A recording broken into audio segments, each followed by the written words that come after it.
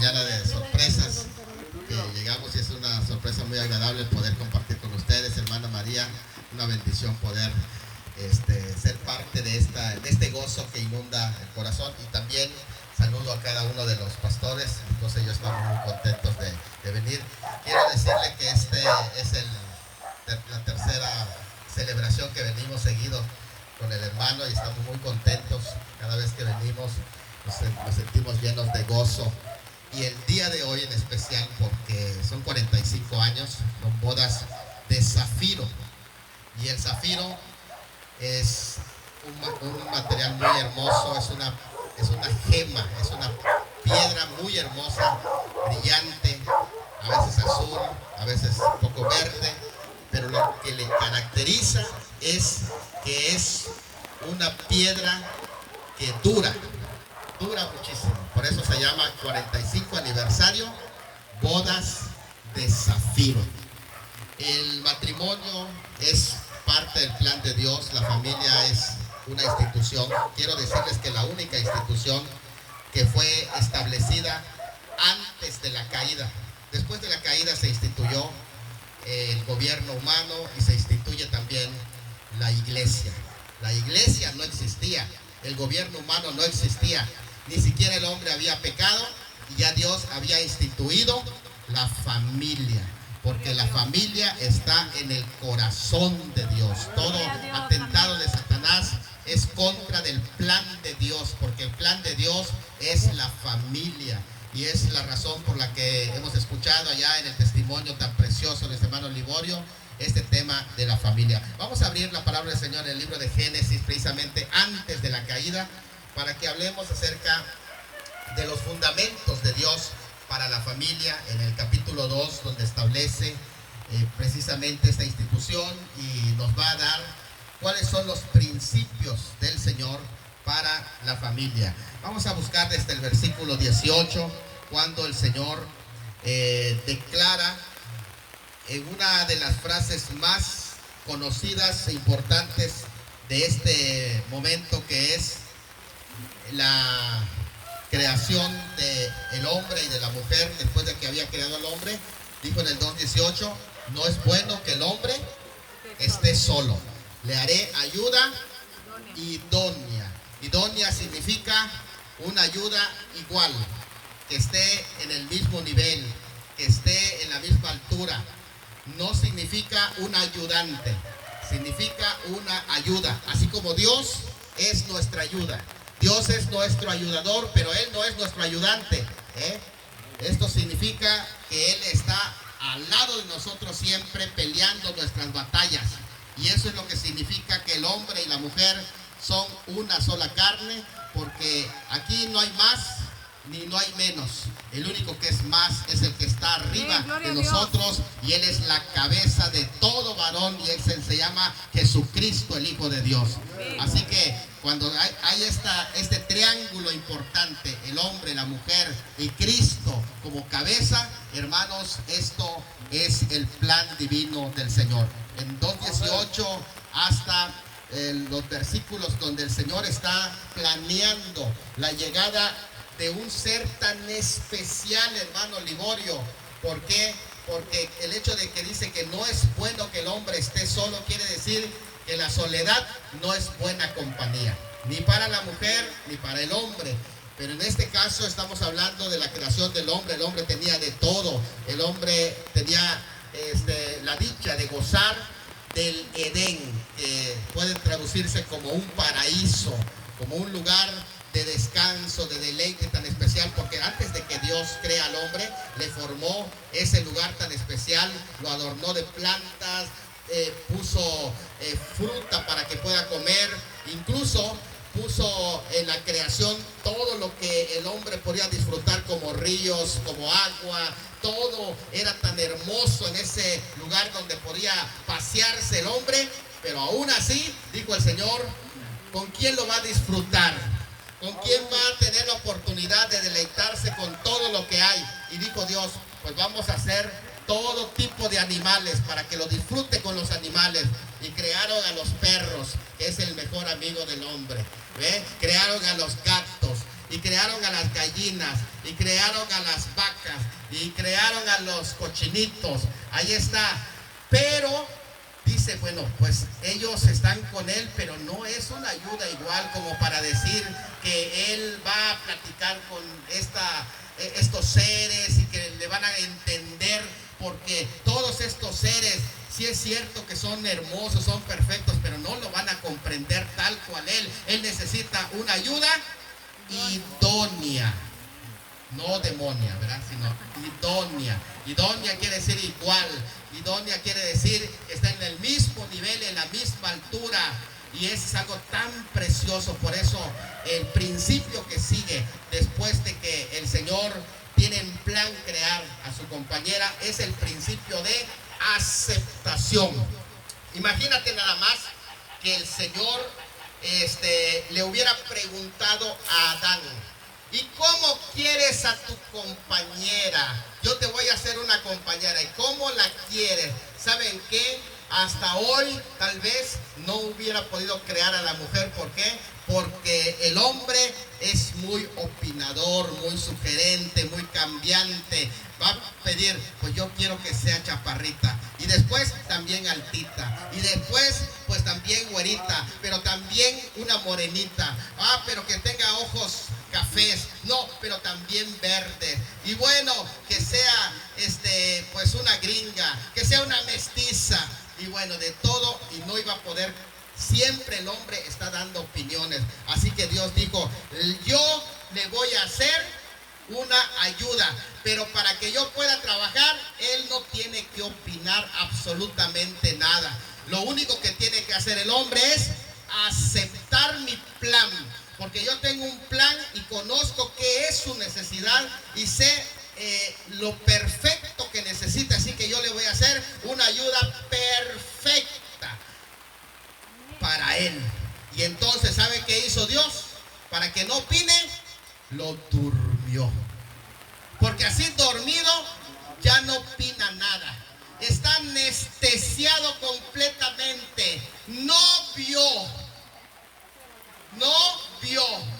Completamente no vio. Completamente. Iba a ser él un novio. Que no opine, que no vea, que no diga nada, porque Dios está al control y le iba a hacer una ayuda idónea. Y esa ayuda idónea que le iba a hacer establece el principio que se llama aceptación. Dios tiene un plan perfecto, y cuando vio al hermano Liborio, dijo: le voy a enviar la ayuda perfecta. Creó para él a la hermana María. Miren qué preciosa se ve. Así como mi mamá, de verdad, este año entregamos el cuerpo de mi papá. En el mes de marzo él descansó, pero él cada año, hermano Liborio, ahorita que recuerdo, igual que hace todas esas actividades de cada año, hermanos, cada año hacían su acción de gracia. Todos los años ellos hacían su acción de gracia, porque es un ejemplo para toda la familia, para los hijos, para los nietos. Y mi mamá, así como usted, hermana María, se vestía así con su ropa de hipil, porque ella es mestiza, bonita que se ve mi mamá, y está dándole gracias a Dios. ¿Por qué? Porque fue la ayuda idónea que Dios le dio, la ayuda perfecta. Y entonces, después de que fue anestesiado, fue tomado de su propio cuerpo. Dijo: voy a sacar algo que sea de su propio cuerpo. En el cuerpo de Adán tiene que salir. Y entonces tomó de sus costillas. ¿De qué lado de las costillas? ¿De su costilla derecha? ¿De su costilla izquierda? Creo que de su costilla izquierda. ¿Sabe por qué de su costilla izquierda? Porque aquí está, ¿qué cosa? Está el corazón. Y entonces dijo: pues de aquí de su costilla, para que siempre el hermano Liborio la tenga aquí cerquita en el corazón. Y además, como el hermano usa guayabera, aquí mete la cartera, hermanos. Está cerquita de aquí, ya lo escuchamos, verá quién administra, así que cerca del corazón, pero aquí también está los billetitos que mete el hermano Liborio. Por eso Dios lo quiso aquí. Pero además no la sacó de los pies para que no la maltrate, para que no sea pisoteada por el hombre, ni tampoco la sacó de la cabeza para que tampoco mangonee al hombre. La sacó aquí en medio del corazón, porque los dos son una sola carne y el amor los tiene que unir, el amor de Dios que está en sus corazones. Así que sacó a la mujer, y entonces, ya que Dios terminó su obra, ahora sí despertó al hombre. Y una vez que se despertó el hombre, hermano Liborio, cuando la ve Adán, queda tan vislumbrado, sus ojos se abrieron, quedaron grandotes sus ojos. ¿Y saben qué? En el idioma hebreo hay una poesía cuando dice: esto es ahora carne de mi carne, hueso de mis huesos. Eso está en poesía hebrea. Es decir, se inspiró el hombre, así como el hermano Liborio ahorita que pasó a cantar. Sí, ya casi me lo imaginaba cuando estaba allá cantando. Yo me lo imaginaba cantándole a la hermana: te vengo a decir, te vengo a decir, y con sus cejas levantándolo, que yo te amo a ti, que yo te amo a ti. Y luego también me imaginé a la hermana María diciendo, parándose: me voy con él, me voy con él, me voy con él. Porque eso es lo que Dios puso, hermanos, el amor. El amor le creó el ser poeta, el ser cantante, y un poquito de loco también. ¿Por qué? Porque todo eso, hermano, es parte del amor de Dios que puso en el corazón del hombre. Cuando la vio, dijo: esto es ahora carne de mi carne, hueso de mis huesos. Y esa es la aceptación de la voluntad de Dios para nosotros. Porque si nosotros nos ponemos a buscar defectos, errores y excusas, lo vamos a tener, pero no estamos siguiendo el principio, que es el principio de la aceptación de la voluntad de Dios para nuestras vidas. Y vamos a seguir leyendo después del 2. Estoy en el 2, versículo 22, ya leímos de la costilla, versículo 23. Y dijo entonces Adán: esto es ahora hueso de mis huesos y carne de mi carne. Esta será llamada varona, porque del varón fue tomado. Por tanto, dejará el hombre a su padre y a su madre. El otro principio, después de aceptación, es el principio de separación. El principio de separación viene en el momento en el que el Señor está instituyendo el matrimonio. Y hay un principio de separación que no es abandono, es separación. Es decir, que el matrimonio es de dos, no de tres, no de cuatro. El matrimonio es de dos. Toda la distorsión que está haciendo sobre el modelo de Dios, el modelo original, no tiene nada que ver con el plan original de Dios. Esto es un atentado en contra del matrimonio. Es de dos. Significa que los dos van a iniciar una aventura. Significa que los dos se suben al barco, y en ese barco ellos van a formar su propia tripulación, por así decir, y ellos dos van a en esa aventura decir hacia dónde se van a dirigir. No es hasta que los suegros los separen, no, porque los suegros no entran allá. Dejará el hombre a su padre y a su madre. El único principio válido para dejar a los padres no es el abandono. De hecho, aquí no se habla del abandono, se habla de separación. Pero el único principio por el que un hombre puede dejar su casa es para unirse a una mujer. Eso significa que la unión es algo tan fuerte entre un hombre y una mujer que se puede y se debe dejar la casa. ¿Por qué? Porque el hombre va a establecer su propio rumbo, su propio camino. Y una cosa es, el hombre es establecido como cabeza, como líder del hogar. Y cuando se habla de cabeza, aparte de que se habla de liderazgo, también se habla, hermanos, de pensar correctamente hacia dónde se va a dirigir ese matrimonio, ese hogar. Es algo tan importante. ¿Por qué es tan importante esto? Porque la entiende, pero la cabeza piensa y medita. La cabeza no grita. El hombre no está hecho para gritar, porque la cabeza no está para gritar. La cabeza piensa y medita, no grita. A ver, vamos a repetirlo para que se nos quede un poquito a los varones. La cabeza piensa y medita, no grita. Otra vez, la cabeza piensa y medita, no grita. Porque el hombre es cabeza. Pero imagínate que se casa y se queda en casa. Por eso dice un dicho: el que se casa, casa quiere. ¿Por qué? Porque ya no puede quedarse en casa. Les voy a decir por qué. En el principio bíblico, si el hombre es cabeza de la mujer y se casa, hay dos cabezas. Y eso es un monstruo que es inaceptable. ¿Por qué? Porque a la hora de decisión, las dos cabezas van a pensar, las dos cabezas van a opinar, las dos cabezas van a empezar a confrontar, y cuando vean, no va a acabar bien. Por esa razón dice: dejará el hombre a su padre y a su madre. Y no habla de un abandono, vuelvo a reiterar. ¿Por qué? Porque la palabra del Señor enseña: si tus padres envejecieren, no los abandones. Es decir, tenemos una responsabilidad con los padres, que es hasta que ellos partan de esta tierra. Ellos van a seguir siendo los padres y tenemos una responsabilidad. Además, eso acarrea bendición. Eso dice el quinto mandamiento: honra a tu padre y a tu madre. ¿Para qué? Para que te vaya bien y que seas de larga vida sobre la tierra.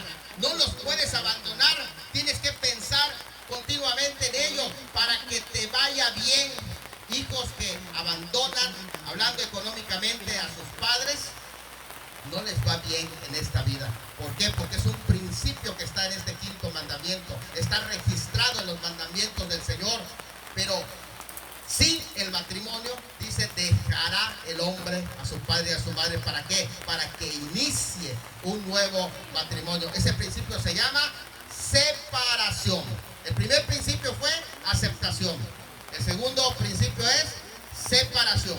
Y luego dice: y se unirá a su mujer, y los dos serán una sola carne. Ese principio, ¿saben cómo se llama? Unidad. Unidad. Y la unidad es como la unidad de Dios. La palabra en hebreo es ejad. Ejad quiere decir unidad compuesta. Así es la palabra para hablar de la unidad de Dios, no para hablar de unicidad, sino para hablar de unidad. Cuando la Biblia se habla en la palabra singular para Dios, se utiliza para decir que no hay otro Dios como Él.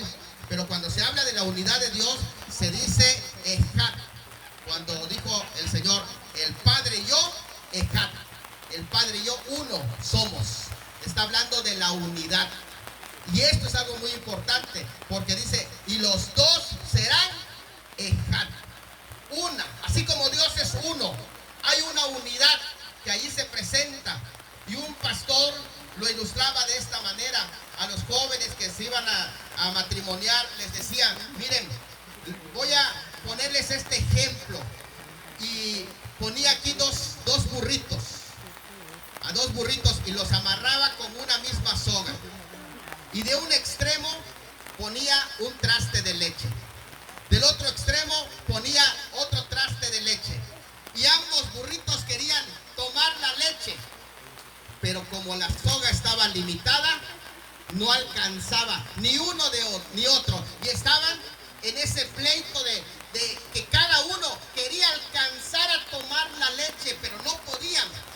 Así es precisamente la unidad que tiene que ser en el matrimonio. Se enfrenta a desafíos, pero la unidad les va a dar la inteligencia para pensar en el otro. El peor enemigo de un matrimonio es el egoísmo.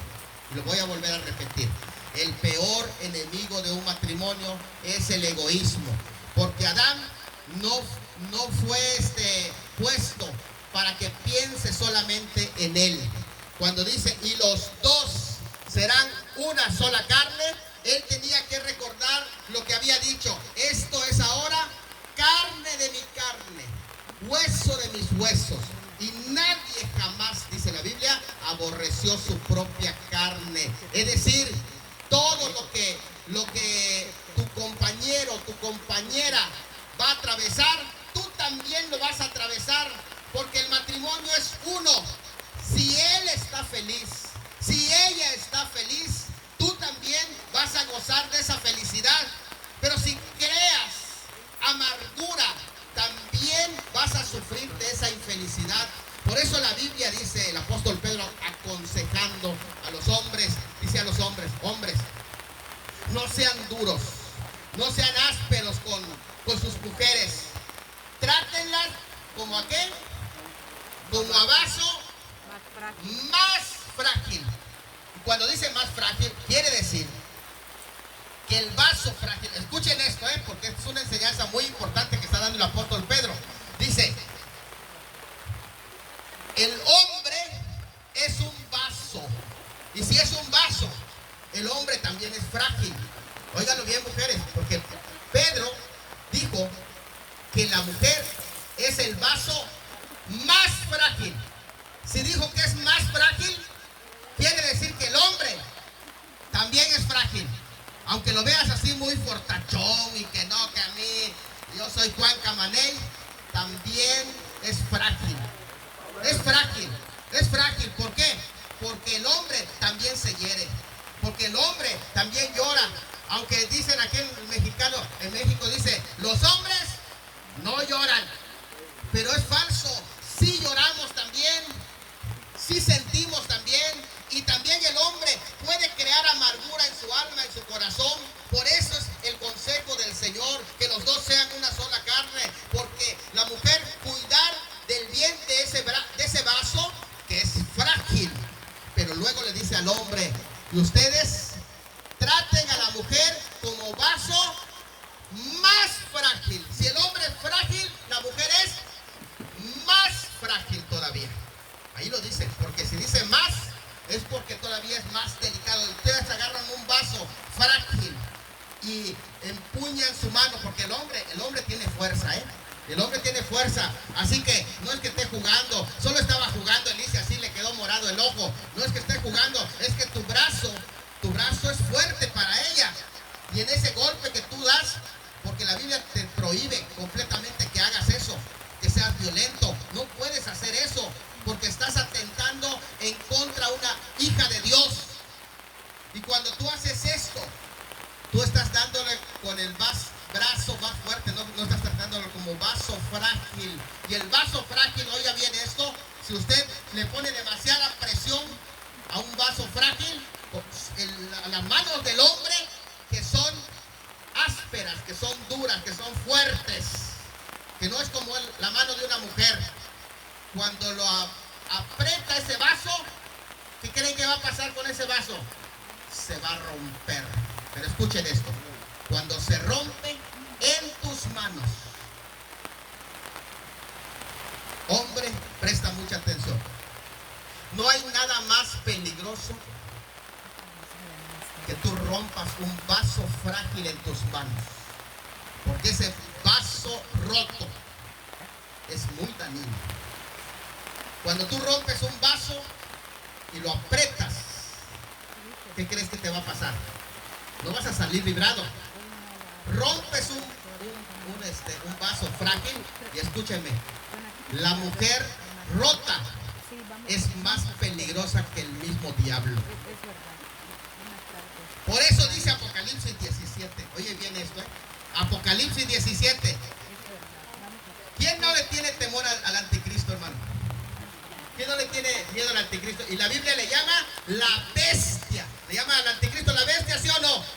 Pero Apocalipsis 17 dice, una mujer montaba la bestia de 7 cabezas. O sea, ¿quién lo controla? Una mujer. Fíjate que tan poderosa es una mujer. Cuando viene del mal y se le apodera el mal, no quisieras que sea tu enemigo. Si tú lastimas a una mujer y rompes ese vaso, no vas a salir librado. Por eso Pedro lo dice, trátalo como vaso frágil. ¿Por qué? Porque el principio de unidad es importante. No se tienen que estar jalando, a ver, como los dos burritos. ¿Se acuerdan de los dos burritos